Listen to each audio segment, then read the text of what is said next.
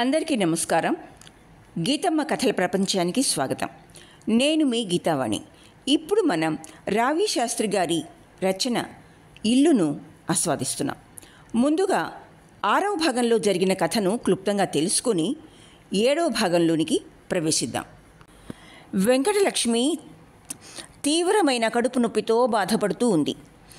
Doctor సువర్ణ సుందరి దగ్గరికి తీసుకువెళ్లాలని చిట్టెమ్మ వాళ్ళు అనుకుంటారు. ఆమెని అందుకోలేమని అరుణ్ భయపడతాడు. ముందు చూపుతో వెంకటలక్ష్మి 3,000 దాచిపెట్టింది చిట్టెమ్మ వద్ద.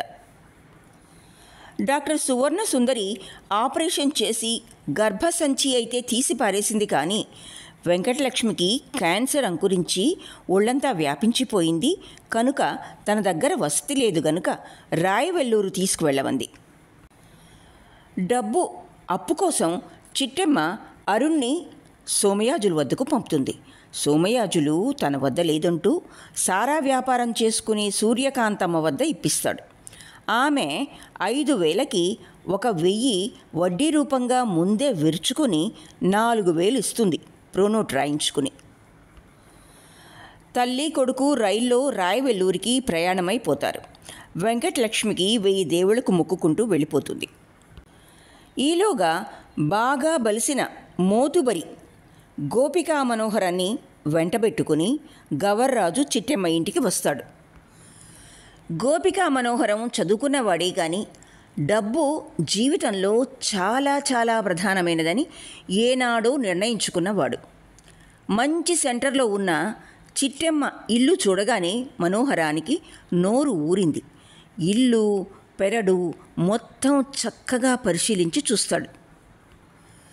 మనోహరం గవర్రాజు ఇద్దరూ చిట్టెమ్మ వద్ద సెలవు తీసుకుని బయటికి నడిచాక గవర్రాజు ఒక్కడే వెనక్కి మరలా చిట్టెమ్మ వద్దకొచ్చి ఆ ఇంటికి గోపికా మనోహరం గారైతే 1,00,000కు పైగా పైకం ఇస్తాడంటూ చిట్టెమ్మ మనసులో ఆశాబీజం నాటుతాడు. గవర్రాజు గోపికా మనోహరం చిట్టెమ్మ ఇంట్లోంచి బయటికి రావటం సోమయాజులు గమనిస్తాడు. ఇక 7వ భాగంలో కథ ఈ విధంగా ముందుకు సాగుతుంది. 1,00,000 రూపాయలు ఎన్నడూ ఒక్కసారి సినిమాల్లో తప్పించి చూడలేదు చిట్టెమ్మ. 1,00,000 రూపాయలు 1,00,000 రూపాయలే. గవర్రాజు విత్తనం నాటు వేసి వెళ్ళిపోయాడు. చిట్టెమ్మ ఆలోచిస్తూ కూర్చుంది. ఈ పాత ఇంట్లో ఎన్నాళ్ళిలాగా? పందుల సందు, పడిపోయే ఇల్లు, ఊరి అవతల శాంతిపురంట. అక్కడ జాగాలు చౌకగా దొరుకుతాయిట. ఆశ ఆమెలో మొలకెత్తింది. ఆ శాంతిపురంలో చిన్న జాగా కొనుక్కోవచ్చు. అక్కడ నీరు కూడా పడుతూ ఉందిట. ఆశ చిన్న రెమ్మలు వేసింది. ఈ ఇంటి అద్దెలు సరిగ్గా వసూలు కావు. వసూలైనా అద్దెలు ఇంటి మరమ్మత్తుకే చాలవు. పైగా ఇంటికి ఏటా వెళ్ళవెయ్యాలి. ఆ గవర్రాజే దీనికని దానికని సగం డబ్బు గుటకాయ స్వాహా చేసేస్తాడు. ఆ శాంతిపురంలో ఓ చిన్న పర్ణశాల వేసుకున్నా చాలును. ఆశ ఎదిగింది. రెమ్మలు కొమ్మలయ్యాయి. ఇంటి పన్ను ఉండదు.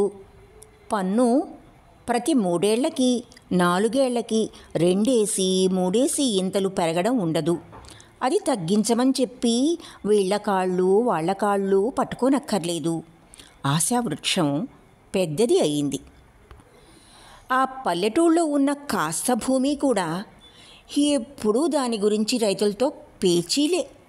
వర్షాలు లేవు అంటారు, సరిగ్గా పండలేదు అంటారు, గింజ రాలుబడి ఎందుచేతనో తక్కువైందంటారు, ఎలకలు ఉద్ధృతంగా పెరిగిపోయేయి అంటారు, పక్క వాళ్ళ పశువులు చేనంతా పాడు చేసేసేయి అంటారు, ఎరువులు టయాంకి దొక్కినాయి కావు, హేటి చెయ్యంది తౌరే చెప్పండి అంటారు, శిస్తులు బాకీ పెడతారు, చెరుక్కి ఎర్ర పురుగు పట్టిందంటారు, పురుగుల మందు దొరకలేదంటారు, పేచీ పేచీ ఏదో ఒక పేచీ పెడతారు. ఆ వెధవ భూమి కూడా అమ్మేస్తే ఎలా ఉంటుంది? మరో ₹1,00,000 రాలవా? ఏమిటో, భూదేవిని నమ్ముకున్నవాడు ఎవ్వడూ చెడిపోలేదంటారు. భూమాతని అమ్ముకోకూడదు అంటారు. అది భూదేవిని నమ్ముకుని బతికే వాళ్ళకి, నాగలి పట్టే వాళ్ళకి, దుక్కి దున్నే వాళ్ళకి, పంటలు పండించే వాళ్ళకిను. అంతేకాని మనకు కాదు. మనం నాట్లైనా నాటలేం, కోతలైనా కొయ్యలేం, కలుపు ముక్కలైనా తీసి పారేయలేం, ఆఖరికి ఎద్దు తోకైనా పట్టుకు తిరగలేం. ఎవడైనా పండించి తెచ్చి పెడితే కూర్చుని తినగలం. అంతే. మనకెందుకు భూమి? అమ్మి పారేస్తే తీరిపోతుంది, ప్రాణం సుఖపడుతుంది. ఇన్నాళ్ళు ఆ భూమిని నమ్ముకున్న రైతులు కూడా సంతోషిస్తారు. భూమి, డబ్బు, ఇంటి డబ్బు చేతికొస్తే. చిట్టెమ్మ ఆలోచిస్తూ కూర్చుంది. ఆశావృక్షపు కొమ్మలు పెద్దవి అవుతున్నాయి. శాంతిపురంలో చిన్న కుటీరం కట్టుకోవచ్చు. లేదా సగం సొమ్ము అరుణకిచ్చేసి నేను వదిన మిగతా దాంతో కాశీపోయి వడ్డీ డబ్బులతో అక్కడ నిశ్చింతగా నిష్పూచీగా విశ్వనాథుణ్ణి సేవించుకుంటూ శేషకాలం గడిపేయొచ్చు. వదినే ఎలానూ వస్తుంది. అందులోనూ నేను చెప్తే నా మాట తీసేయదు. దానికి మాత్రం ఏముంది గనక. పెద్ద కొడుకు ఉదయం పరారీ అయిపోయాడు. 1000 మంది దేవుళ్ళకి 1000 దండాలు పెట్టినా రాలేదు. ఇంకా ఈ అరుణగాడి గురించే. అది నేను బతికున్నాం కదా. అరుణప్రకాశం గురించి ఆలోచన వచ్చేసరికి చిట్టమ్మకి చిరునవ్వు వచ్చింది. వెధవ, నిన్నగాక మొన్న పుట్టినట్టున్నాడు. అత్త, బిళ్ళలు కొనియ్యవా అని మోకాళ్ళు పట్టుకొని ముఖం లేత ముద్దొచ్చే ముఖం పైకెత్తి ఇంకా అడుగుతున్నట్టుగానే ఉన్నాడు. వాడికి అప్పుడే ప్రేమ. చిట్టమ్మకి హాయిగా నవ్వొచ్చింది. శాంతమ్మ కూతురు ఆ చిన్న ముండ. దాని చదువేమిటో దాని పనేమిటో అంతే అనుకున్నాను. నేను వెర్రి ముండని. ఏ వల్లకాడు ఏమీ గ్రహించలేను. కానీ అంత అందమైన చిన్నలాటి విచ్చుకున్న కొత్త పచ్చి పువ్వు ఇంట్లో తిరుగుతూ ఉంటే ఇంట్లోనే తిరిగే తేనెటీగ వాలకుండా ఉంటుందా? అరుణ లాంటి అయస్కాంతం ఇంట్లో ఎదట 24 గంటలు తిరుగుతూ ఉంటే ఇనప పిన్ను ముక్క దూరంగా ఉండిపోగలదా? ఉండబట్టలేక ఆ కోర్టు వాళ్ళొచ్చిన రోజున అమాంతంగా అమ్మాయి గారు అయస్కాంతాన్ని కౌగలించేసుకున్నారు. అంతా బట్టబయలు తేటతెల్లం అయిపోయింది అందరికీ. ఆశ్చర్యం. ఆ రోజు నుంచి శాంతమ్మ కూడా మారిపోయింది. ఈత చెట్టు మామిడి చెట్టు అయిపోయింది. బిళ్ళగన్నేరు పువ్వు మందార పువ్వుగా మారిపోయింది. హోయోయ్, అప్పటినుంచి ఏమి నాజూకు పువ్వులు. వాణ్ణి నన్ను చూసి ఏం పువ్వుల పలకరింపులు. వజ్రాన్ని చూస్తే పోల్చలేనంత అమాయకురాలు, వెర్రి వెంగళప్ప కాదు శాంతమ్మ. ₹100 నోటు చూసిందంటే ₹100 నోటు అని గ్రహించగలదు. అంతేగాని అది ఏదో బొమ్మల కాగితం అనుకునే వెర్రిది కాదు. ఈ ఏటితో అరుణ డిగ్రీ చదువు అయిపోతుందిట. పెద్ద ఉద్యోగాల కోసం ఇంకా పెద్ద పెద్ద చదువులు చదువుతాట. చిన్న కూడా చదువులో చిన్నదేం కాదుట. ఇద్దరూ పెళ్లి చేసుకుని, ఇద్దరూ ఉద్యోగాలు చేసుకుని, ఇద్దరూ కలిసి హాయిగా కాపరం చేసుకుంటే మా అందరికీ అంతకంటే కావాల్సింది ఏమిటి? అప్పుడు అన్నీ అమ్మేసి అంత డబ్బు కావలిస్తే ఆ ఇద్దరికే ఇచ్చేసి వాళ్లకు పుట్టే బుచ్చి బుచ్చి పిల్లల్ని సంరక్షించుకుంటూ ఈ ముసిలి చిట్టెమ్మ, ఆ ముసిలి వెంకటలక్ష్మి కాలం గడిపేస్తారు. బుచ్చి బుచ్చి పిల్లల గురించి తలుచుకునేసరికి చిట్టెమ్మకి ఆశావృక్షం సాగి ఇంకా పెద్దదయ్యి చిగిర్చి పూత ప్రారంభించింది. హేం పిల్ల, మరదల పిల్ల, ఏమిటిలా ఊహించుకుని నవ్వేసుకుంటున్నావు? చిట్టెమ్మ తుళ్ళిపడింది. ఎదరగా సోమయాజులు. సోమయాజుల్ని చూడగానే ఇంటికి అన్నదమ్ముడు వచ్చినట్టుగానే సంతోషించింది చిట్టెమ్మ. దా సోమయాజులన్నయ్య, దా కూర్చో అంది. వాలు కుర్చీలో సాగిలపడ్డాడు సోమయాజులు. అనంతంతో ఇంటి తగువు తృప్తికరంగా ముగియడంతో సోమయాజులతో సన్నిహితం ఎక్కువ అయిపోయింది చిట్టెమ్మకి. ఏమిటలా నవ్వుకుంటున్నావనా అడిగేవు. మా అరుణ చిన్నల సంగతి గుర్తుకొచ్చి నవ్వొచ్చింది. వలపుల చిలకల జంటకి వేగిరం పెళ్లి చేసేయండి అయితే అన్నాడు సోమయాజులు చిన్న పిల్లల్లా నవ్వుతూ. శాంతమ్మ పెడితే ఓ బూరె ముక్క నేను తింటాను అని కూడా విరగబడి నవ్వాడు. ఎందుకు పెట్టదు? చచ్చినట్టు పెడుతుంది. అది పెట్టకపోయినా నేను పెడతాను. అసలు పెళ్ళి పెద్దగా నువ్వే పెత్తనం తీసుకుని బూరె ముక్క అందరికీ నువ్వే పెడదువు గాని. ఆ 3 ముళ్ళు పడిపోయాక ఈ ఇల్లు భూములు అమ్మేసి సగం డబ్బు అరుణకి ఇచ్చేసి మిగతా డబ్బు బ్యాంకులో పడేసి ఆ వచ్చే వడ్డీ డబ్బులతో నేను వదిన కాశీపోయి రామకృష్ణ అనుకుందామని అనిపిస్తోంది. ఊహ ఎలా ఉందంటావు అంది చిట్టెమ్మ. ఐడియా భేషుగ్గా ఉంది అన్నాడు సోమయాజులు పైకి నవ్వుతూనే. తను అనుకున్నది నిజమే. ఇంటి గురించే వచ్చేడు మనోహరం. ఇల్లమ్మతావు సరే, కానీ ఎంతకి కొంటానంటాడు మనోహరం అని కంగించి అడిగాడు సోమయాజులు. పాపం ఏ మాటకు ఆ మాటే చెప్పుకోవాలి. ఇల్లు అమ్ముతారా అనైనా అడగలేదు. రాజుల్లా గౌరవంగా మాట్లాడాడు. పక్క ఇల్లు చుట్టానికొచ్చేట. గవర్రాజు అతన్ని ఇక్కడ కూడా తీసుకొచ్చాడు. గవర్రాజే చెప్పాడు. అతను పెద్ద మోతుబరని అన్నాడు. 1,00,000కి పైనే చెప్పండి కానీ అంతకి తక్కువకి దిక్కండి అని చెవులో ఊదేసి మరీ వెళ్ళాడు. 1,00,000కి పైన ఏమొచ్చినా అందులో వాటా అడగకుండా ఉండడే గవర్రాజు. అడిగాడా మరి? చిట్టెమ్మ నవ్వేసింది. సోమయాజులు నవ్వలేదు. మరింకా రణరంగంలోకి దిగి తీరాలి. లేకపోతే ఈ చిట్టెమ్మ సామ్రాజ్యాన్ని ఆ మనోహరం కొట్టుకుపోతాడు. అయితే యుద్ధానికి అని ఇది ఆచోకీ కట్టకూడదు. ఫోన్లే, అదంతా అలా ఉంచు. ఇంతకీ మీ వదినకి ఎలా ఉంది? భోగట్టా ఏమైనా తెలిసిందా అని అడిగాడు సోమయాజులు. ఇంతలో టెలిగ్రామ్ సార్ అని కేక వినిపించింది. ఎవరికి అంటూ చిట్టెమ్మ మంచం మించి లేచింది. హాడా మగాని చూస్తూ కూడా ఇందులో చిట్టెమ్మ ఎవరు అని అడిగాడు టెలిగ్రాఫ్ బంట్రోతు. నేనే అని భయంతో అంది చిట్టెమ్మ. మీకే టెలిగ్రామ్. చిట్టెమ్మ సంతకం చేసి తీసుకుంది. టెలిగ్రామ్ ఇచ్చిన మనిషి వెళ్ళిపోయాడు. టెలిగ్రామ్ చదవమని సోమయాజుల చేతికిచ్చింది చిట్టెమ్మ. సోమయాజులు చదివాడు. మీ మేనల్లుడు పంపించాడు. సురక్షితంగా వెల్లూరేనా చేరారట. అమ్మ ఆసుపత్రిలో చేరిందట. ఉత్తరం రాస్తాడట. అంతేనా? అంతే. కాగితం దాచుకో అని ఆమె చేతికి టెలిగ్రామ్ ఇచ్చేసాడు సోమయాజులు. అమ్మయ్య, అంతే కదా. టెలిగ్రామ్ వచ్చిందంటేనే భయం అంది చిట్టెమ్మ. మరేం భయం లేదు, మంచి టెలిగ్రామే అది అని లేవబోయాడు సోమయాజులు. కూర్చో అన్నయ్య, కాస్త కాఫీ పెడతాను అంది చిట్టెమ్మ. మధ్యాహ్నం కాఫీ ఏమిటి? పర్వాలేదు, ఏ వేళైనా కాఫీ వేళే. అర్ధరాత్రైనా సరే, నా సంతోషం కొద్దీ ఇస్తున్నాను అంది చిట్టెమ్మ. కాఫీ చేసింది. ఇద్దరూ తాగుతున్నారు. మీ వదినకి అసలు జబ్బేమిటట అని అడిగాడు సోమయాజులు. పుట్టకురుపు అంటారుట. పుట్టకురుపే అని సోమయాజులు అనడంతో చిట్టెమ్మకి భయం వేసింది. హే, అది ప్రమాదమా? లేకపోవచ్చులే. టపా కట్టేయడం, రవాణా అయిపోవడం అంతా తొందరగానే అయిపోతుందిలే అని మనసులో అనుకున్నాడు సోమయాజులు. పైకి మాత్రం ఏమీ తేలలేదు. కాఫీ తాగిన గ్లాసులు ఓ వార పెట్టి ఓ క్షణం ఆలోచించి తిరిగి మంచం మీద కూర్చుంటూ చిట్టెమ్మంది.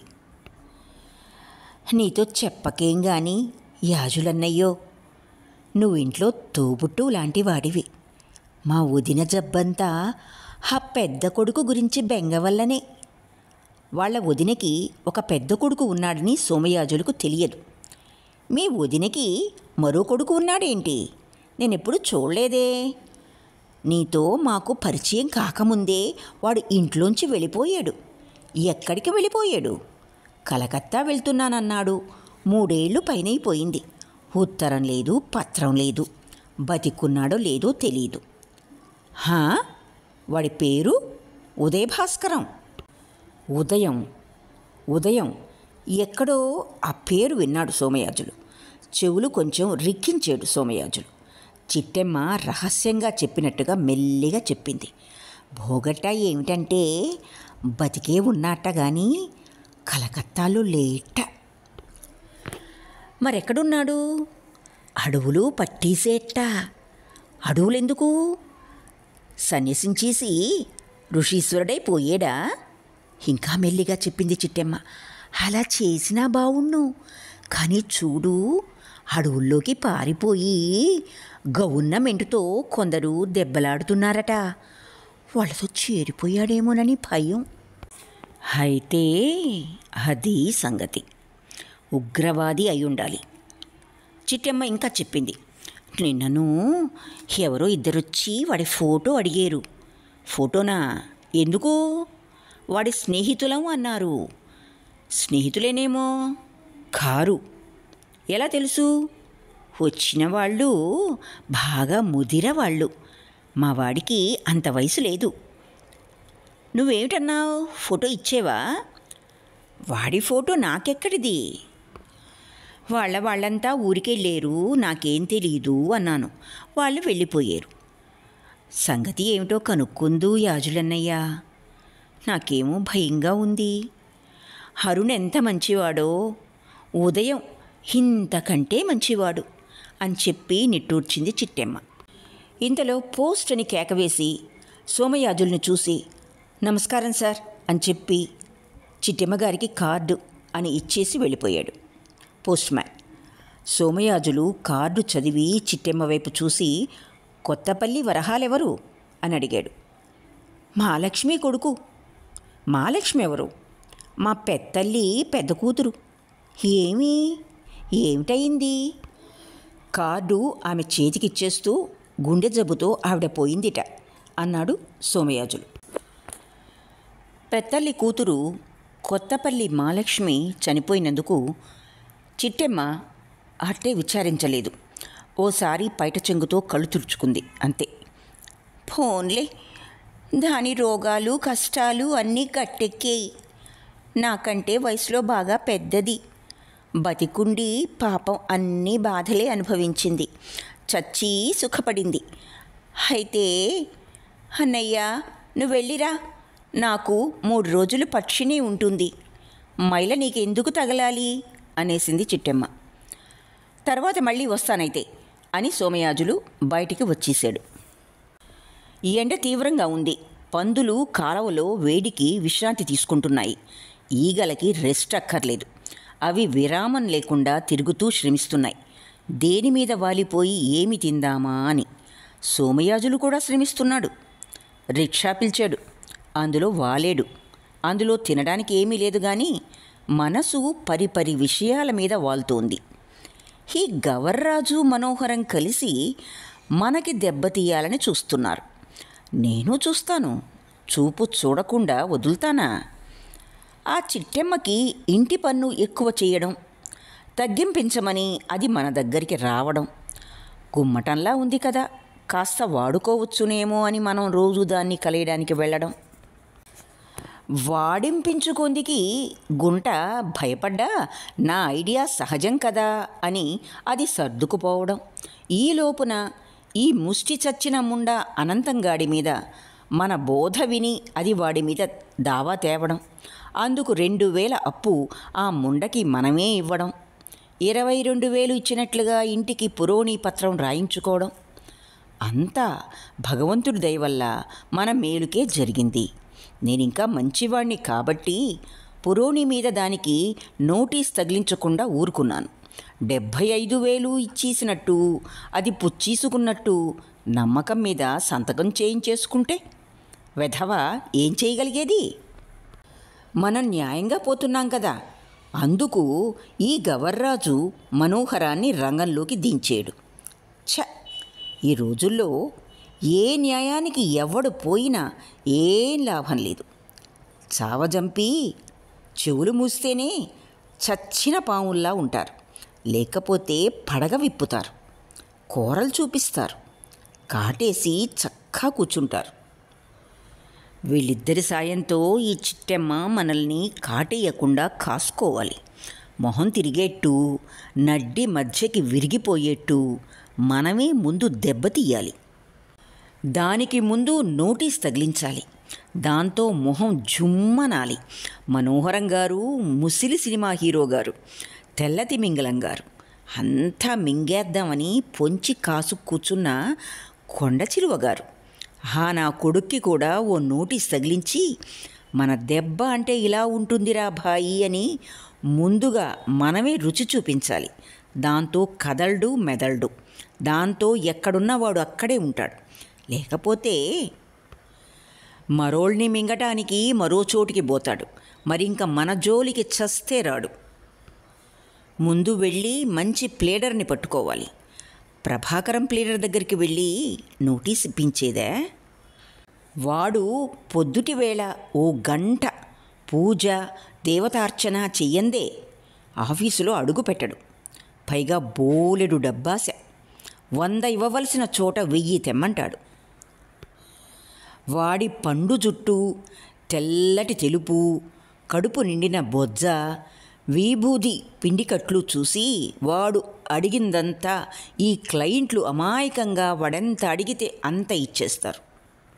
వీడు ఒక దోమే అని అరవ్వాడొకడు దోమని చూసి చెప్పినట్టు చాలామంది దోమల్లాంటి వాళ్లే.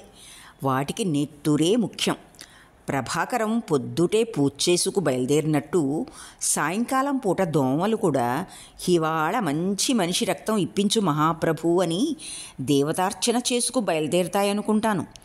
దోమలైతే ఎవరినైనా కాటేస్తాయి కానీ దోమని కాటేయడం ఎక్కడా వినలేదు. కానీ ఇతడు మాత్రం అవతల సాటివాణ్ణి ఎటువంటి దెబ్బ తీయడానికైనా వెనకదీయడు.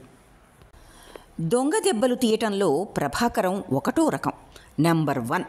కానైతే చిట్టెమ్మ మన క్లయింట్ కదా అని చెప్పి తన జూనియర్ చేత నోటీస్ ఇప్పించు, తెర వెనక నుంచి నేను నాటకం నడిపిస్తాను అంటాడు. ఆ జూనియర్లు ముసిలాడికి టెంకె జల్ల కొట్టి వర్క్ అంతా ఎప్పుడు దొబ్బుదామా అని కాటికాడ నక్కల్లా కాసు కూర్చున్నారు. కేసిస్తే నడిపించగలరు. కానీ ఈ చిట్టెమ్మ నోటీస్ పట్టుకుని తన పాత ప్లేడరు ప్రభాకరం దగ్గరికి వెళ్తుంది. చివరికి ఇల్లు మనకి దక్కదు, దానికి మిగలదు. ప్లేడర్ గారి జేబులోకి జాగ్రత్తగా వెళ్తుంది. వీడి లాభం లేదు. మరో మంచి ప్లేడర్ని పట్టుకోవాలి. రెడ్డి నాయుడు తెలివైనవాడే కానీ న్యాయం ధర్మం అంటాడు. కృతయుగంలో హరిశ్చంద్రుడి కొడుగ్గా ఉండదగ్గవాడు. ఆ యుగంలోనే అటువంటి వాడు ఆలుబిడ్డల్ని అమ్ముకు తిరగవలసి వచ్చింది. ఇంకా కలికాలంలో చిప్ప చేతికి రావడం తప్పదని వేరే చెప్పాలా? అదృష్టవశాత్తు ఈ చిట్టెమ్మ మేనలుడు ఊళ్ళో లేడు. ఉంటే దానికి దుస్సలహాలు ఇవ్వటానికి ఫస్ట్. వాణ్ణి చూడగానే అనుకున్నాను, సినిమాల్లో గుంట విలను రేప్ సీన్లో ఉన్నట్లున్నాడు. అడవులో పట్టీసేట్ట వాడి అన్న. వాడి గురించి పోలీసులకి తెలిసిపోయి ఉంటుంది. వాడి ఫోటో కోసం తిరిగిన వాళ్ళు పోలీసులే అయి ఉండాలి. తప్పదు, అంతే అయి ఉండాలి. ఉరఫ్ సుందరమ్మ అని ఉత్తరం వచ్చిందంటే అది వీడికి అన్నమాట. చూద్దాం కనిపెడదాం అనుకుంటూ వెళ్ళాడు ఇంటికి సోమయాజులు. అసలు కథ వెంటనే ఆరంభించాలని నిశ్చయానికి వచ్చేసాడు. 4 రోజుల తర్వాత చిట్టెమ్మకి రిజిస్టర్డ్ కవరు అందింది. చిట్టెమ్మకి రిజిస్టర్డ్ ఉత్తరాలు అంటే భయం. అనంతంతో ఇంటి తగవులో అటువంటి ఉత్తరాలే నడిచేయి. భయంతో సంతకం చేసి ఉత్తరం అందుకుంది. ఆమెకు రాయను చదవను తెలుగే వచ్చు, ఇంగ్లీష్ రాదు.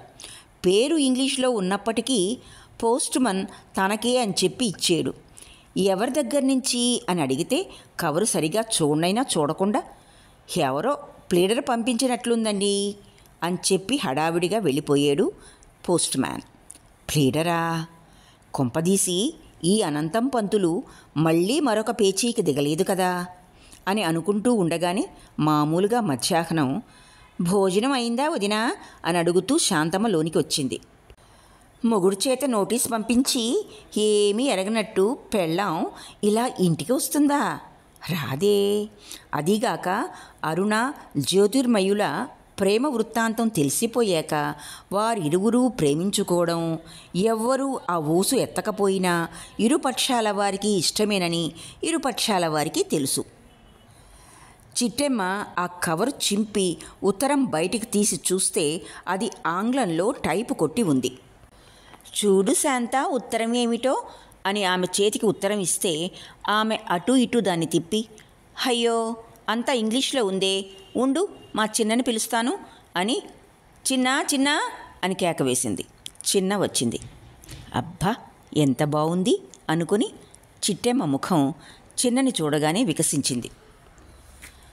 దా చిన్నా దా కూర్చో అన్నది మంచం మీద చిన్నని తన పక్కన కూర్చోబెట్టుకుంటూ. మెడలో చిన్నకి ఓ తెల్ల గాజు పూసల దండ, చెవులకి పాతకాలపు దుద్దులు తప్ప ఆమెకి ఇతర ఆభరణాలు లేవు. చెవులకి పెద్ద రింగులు చేయిస్తే చిన్నప్పుడు కాంచనమాల్లా ఉంటుంది అని చిట్టెమ్మ లోపల అనుకుని, ఏం చిన్నా చదువుకుంటున్నావా, క్లాసు పుస్తకాలా లేక నవల్లా అని అడుగుతూ చిన్న నడుం మీద చెయ్యి వేసి ఆమెను దగ్గరగా లాక్కుంది. పరీక్షలైతే క్లాస్ పుస్తకాలు, తీరికైతేనే నవళ్ళు అంది చిన్న ఆమెకు దగ్గరగా జరిగి. అయితే ఆ ఉత్తరం ఏమిటో చదివి చెబుదూ అంది చిట్టెమ్మ. శాంతమ్మ ఆ ఉత్తరం కూతురి చేతికిచ్చి వాలు కుర్చీలో చేర్లబడింది. ఉత్తరం చదువుతూ తెల్లబోతూ ఉత్తరం చదివి తెల్లబోయింది చిన్న. ఆమె ముఖం చూసి తెల్లబోయేరు చిట్టెమ్మ శాంతమ్మను. చిట్టెమ్మ ముఖం తల్లి ముఖం చూసి ఎవరో సుందర శివరావని ప్లేడర్ పంపించాడు నోటీసు అని చెప్పి, గోపికా మనోహర్ అంట, ఎవరు అని చిట్టెమ్మని చూసి అడిగింది చిన్న. గోపికా మనోహరం అతనెవరు అని అడిగింది చిట్టెమ్మ. అదే అడుగుతున్నాను, ఈ నోటీసు మీ ఇద్దరికీ సోమయాజుల తరఫున వచ్చింది అని చిన్న చెప్పింది. సోమయాజులా నోటీసా?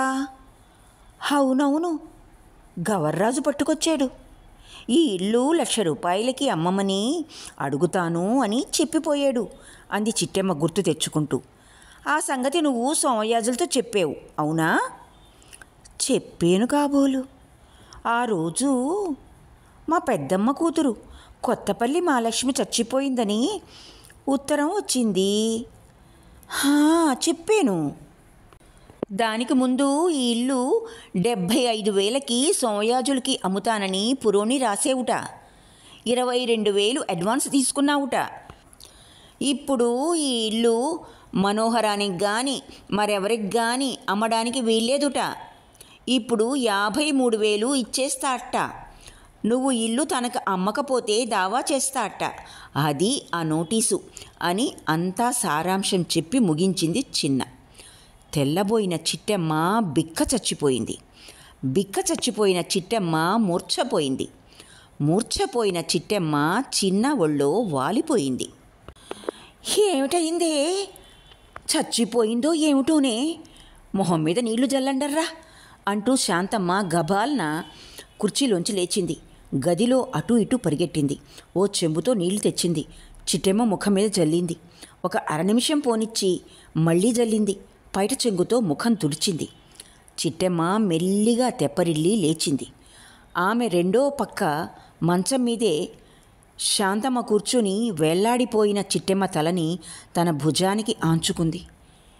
ఎలా ఉంది ఒంట్లో అని అడిగింది శాంతమ్మ. బాగానే ఉంది అన్నట్టు సంజ్ఞ చేసింది చిట్టెమ్మ. ఏమి, అసలు ఏం జరిగింది అని అడిగింది చిన్న. చిట్టెమ్మ నెమ్మదిగా చెప్పింది. ద్రోహం జరిగింది. కొంతసేపు ఎవ్వరూ మాట్లాడలేదు. 2,000 తీసుకున్నాను, 22,000 కాదు, పురోని రాయలేదు అని చెప్పింది చిట్టెమ్మ. మరైతే అని ఏదో అడగబోయింది చిన్న. అంతలో గవర్రాజు వచ్చి గుమ్మంలో మోకాళ్ళు ముడుచుకు కూర్చున్నాడు. అది మిగతా వారు గమనించలేదు. పురోని నేనేం రాయలేదు. మీ మీద దావా చేసినప్పుడు ఏవేవో కాగితాల మీద సంతకాలు చేయించాడు. నమ్మకం మీద సంతకాలు చేయిస్తాను. ఇంత ద్రోహం జరుపుతాడని అనుకోలేదు అని చెప్పింది చిట్టెమ్మ. అవునే చిన్న, నేను మొదటించి చెప్పడం లేదు. మన చేత నవ్వుతూ విషం తాగించేసి వాడు ఏడుస్తూ పంచదార కలుపుకొని పాలు తాగీగలడు ఈ సోమయాజులు. వాడి ఒంటి మీద ఎన్ని రోమాలున్నాయో వాడి నిండా అన్ని పాపాలున్నాయి. ఇంకా ఏదో చెప్పబోతోంది శాంతమ్మ. అంతలో భేష్ భేష్, మా బాగా చెప్పావమ్మా. సిలకలా ఊపించే గెద్ద, కూరలు కనిపించని రాక్షసుడు, మేకలా ఊపించే సిరుతపులి. కానీ అమ్మ నమ్మేసింది. ఏటి చెయ్యడం, ఆడిప్పుడు గోతిలో దించేసినాడు అంటూ కలగజేసుకున్నాడు గవర్రాజు. మిగతా ముగ్గురు అప్పుడు అతన్ని గమనించారు. చూసావా ఎంత పనిచేశాడో గవర్రాజు, నమ్మినందుకు నట్టేట ముంచాడు అని కంట తడిపెట్టుకుంది చిట్టెమ్మ. ఆడకండమ్మా, ఆడకండి. మన మనోహరం గారికి ఇల్లు అమ్మేస్తున్నారని భయ్యంపడి ఆ బాబు కొనడానికి ఇల్లేదని ఆ బాబుకు కూడా నోటీస్ పంపించినాడు సోమయాజులుగాడు. విషయం తమరితో మాట్లాడడానికి ఆ బాబు వస్తానని చెప్పమని నన్ను ముందు తోలేసినారు. ఉండండి, సందు ముగిని కారుగా నాగిందేమో చూసొస్తాను, ఒక్క నిమేటు అని బయటికి వెళ్ళాడు గవర్రాజు. అతన్ని బయటికి వెళ్ళనిచ్చి చిట్టెమ్మ చెవిలో నెమ్మదిగా చెప్పింది శాంతమ్మ. చూడదినా, అమ్మకి పుట్టిన 6 బాలాకుమారులే అని చెప్పినట్టు ఈ గవర్రాజేం తక్కువవాడు కాడు. వీడి గురించి కొంచెం జాగ్రత్తగా మసులుకోవడం మనకు మంచిది. మరింకా ఆ మనోహరం వాడెంత సుందర సోమయాజుల్లాంటి పెద్ద మనిషో చూద్దాం అని శాంతమ్మ అంటుండగానే వారు ప్రవేశించారు. రాజు వచ్చే రవితేజములలరగా అన్నట్టుగా వచ్చారు మనోహరం గారు. ఆయన శుభ్రంగా స్నానం చేసి శుభ్రమైన బట్టలు వేసుకొని శుభ్రమైన వాసన వేస్తూ భోజనం చేసిన సింహం గుహలోకి వచ్చినట్టు గంభీరంగా ఆ గదిలోకి రాగానే ఆయన్ని చూసి శాంతమ్మ వెంకటేశ్వర స్వామి నిజరూపాన్ని తొలిసారి చూసిన వారిలా సంతోషంతో వణికింది. వాలు కుర్చీలో సులభంగా సునాయాసంగా కూర్చుంటూ కంటతడితో ఉన్న చిట్టెమ్మని ఉద్దేశించి, భయపడకండి చిట్టెమ్మగారు, అన్ని విషయాలు నే చూసుకుంటాను. మీకొచ్చిన ప్రమాదం ఏమీ లేదు. నాకు మా ప్లీడర్ ప్రభాకరం గారు ప్రక్కన కొండలా ఉన్నంతకాలం ఏ ప్రమాదము రాదు అని రాజఠీవితో చెప్పారు. ఇక్కడితో రావి శాస్త్రి గారి ఇల్లు 7వ భాగం పూర్తి అయింది. ఆలకించినందుకు ధన్యవాదాలు.